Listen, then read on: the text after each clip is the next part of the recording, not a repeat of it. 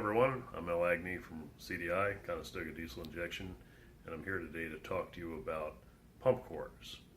Pump cores are an important part of the fuel injection business. We rely on them very heavily as a basis on which to build new pumps for you, and to repair the ones that we get, we have to have good cores. So we do a fairly high volume of Standardine DB2 injection pump, and that's the one that I want to talk to you about today. In order to have a good core, it has to have most of its major components intact. And I'm going to show you how to tell whether or not you have a good core before you bother to send us one. We have been having some problems lately getting cores that have been unacceptable, and I want to explain to you why that is. Cut. Okay, so we have here two comparable Standardine DB2 injection pumps like we would use on a Ford IDI 83 to 94. They both look relatively identical. They're both very good condition looking on the outside, but one is pretty much totally useless and the other one is good. And I'm going to show you a few simple ways to tell the difference. Let's look at a good pump first so that you can understand what to expect when it's working properly. Alright, so this pump is our good pump.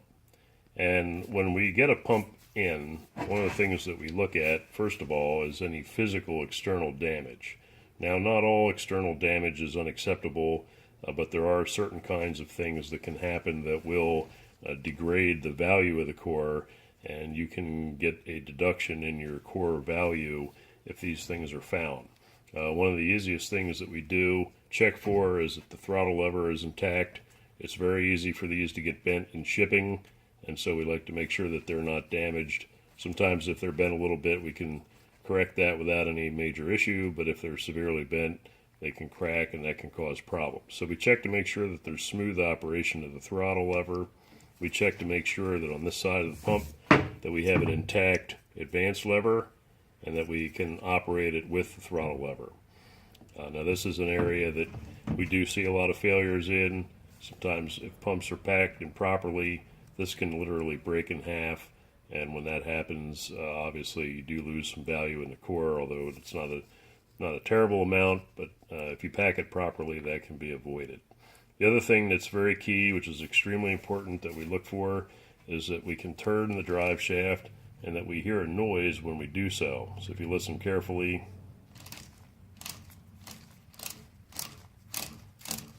that's the sound of the rollers hitting the cam.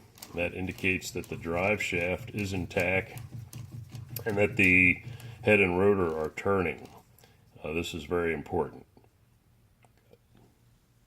So the next thing that we're going to do when we get it, and you can do this before you ship it, is you get a 1/4-inch nut driver and you take off this little door. This is a convenient way to drain the fuel out of the pump, so hopefully when we get it and we take this off, the pump's not full of fuel. Some people don't know to do this, so a lot of times we do end up getting a pump that's full of fuel, and it's fine if it stays in the pump, but sometimes it doesn't, and that makes the shipping companies very unhappy. They don't like to deliver a soggy box. Once you have it loose, you may need a screwdriver to pry it off. Let me get one of those.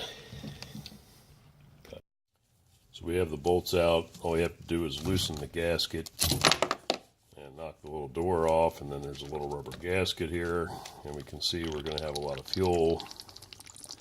We do look at the fuel. Obviously, if it's clean like this fuel is, we can surmise that the vehicle's been run on over-the-road diesel and that it's in good shape. Sometimes we see motor oil come out of here. Sometimes we see brown or rusty material coming out. Obviously, that can reflect poorly on the overall condition of the pump. But the thing that we're interested at looking at the most is that we can see inside this window that we don't have any visible rust, and also when we turn the drive shaft that we can see things moving around in there. That's another validation that this is in fact a good pump. So this is an acceptable core ready for rebuilding once it's been dismantled. Alright, so this is the other core that we mentioned earlier was not acceptable. We're going to take a quick look at it. We can see that the throttle shaft is fine. The arm is not broken, it operates properly. But when it comes to the drive shaft, when we turn it, it turns very easily and there's no clicking sound. This is an indication that the drive shaft has snapped due to a seized head and rotor, and I'm going to show you how to tell further that that's the case. Alright, so as before, when we believe that we have a bad drive shaft and a seized head and rotor, we'll take the side access door off. Again, you can do this before you send the pump to make sure that this is the case for yourself. Hopefully you can verify that you see things moving in there, but if this is in fact a seized head and rotor and a broken drive shaft, you will not see any movement inside.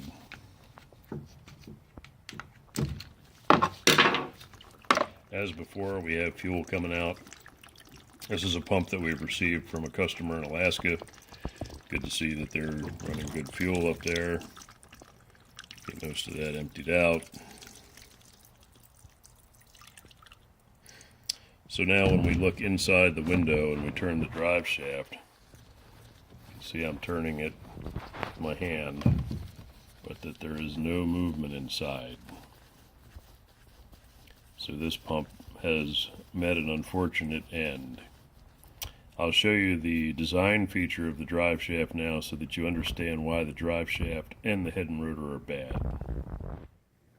So what we have here is the insides of one of those injection pumps, and in my right hand is the component which is the drive shaft. In my left hand is a cutaway version of the head and rotor that shows you what the component looks like. So there is a drive tang in the end that engages the drive shaft, and this particular assembly rotates, while the part that I'm holding in my left hand does not. So essentially this is your rotor, rotates in the direction that it's supposed to inside the head and rotor, which has been cut away here. This is actually a cutaway head and rotor from a seized head and rotor. So these two are quite inseparable without a hydraulic press to push them out.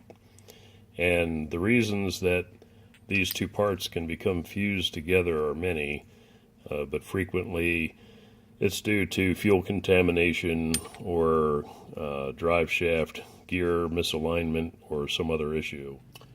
So the head and rotor can become fused as one. So this is the rotor, this is a part of the head, and it's kind of hard to see, but you can see right in here that there's some kind of a gouge that matches a similar gouge on the rotor. So these two parts actually ended up welding themselves together basically because of some issue that is difficult to determine at this point what it was, but something got in there, caused a lot of friction, and these two parts more or less welded themselves together with the friction and heat that was generated. And it took a hydraulic press to get these two pieces apart, whereas normally they just slide apart with no issue. When this happens and these two pieces become one, the pump and everything in it stops very quickly with massive deceleration, which the inertia of the engine that's driving it, especially under load, is unable to respond to. The result of that is that you would have very serious engine damage if it were not for the fact that this drive shaft is designed with this neck down section right here. So when this does seize, what happens is this will twist off right here, and this will basically break free from the rest of the pump, which saves the engine from serious gear train or timing chain damage. And so in the pump that we looked at, when you spun it and it did not make any noise, we know for a fact that when we take that apart, we're going to find that this is snapped off and that these two are one. This particular assembly is the heart of an injection pump. It is over half the cost of what a new pump costs, and without this being good, it is not possible to rebuild it at a cost-effective price. And of course, with that problem, do get automatically rejected simply because they're not financially feasible to rebuild. I hope that this explanation helps you to understand why cores get rejected and what an acceptable core looks like. This will hopefully save you effort and money, and that you're not shipping us defective or bad unrebuildable pumps, and it'll save us the time of trying to inspect a pump that we can't reuse. We thank you for watching the video. We thank you for your business and for considering CDI, and we wish you a very happy day, and take care.